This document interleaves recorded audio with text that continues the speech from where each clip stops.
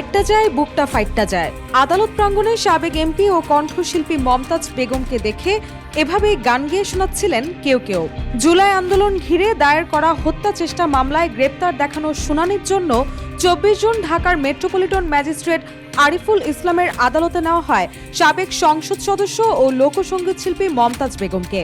গায়ে bullet proof jacket এবং মাথায় হেলমেট থাকায় তাকে কেউ চিনতে পারছিল না। সে সময় কৌতূহলের বশে আদালতে আগত অনেকে জানতে চান কে উনি। পরিচয় দেওয়া হলে তখন কেউ কেউ গেয়ে ওঠেন মমতাজের তুমুল জনপ্রিয় গানের কলি বুকটা ফাইটটা যায়। এজলাস থেকে ফেরার সময়ও এই ঘটনা ঘটে।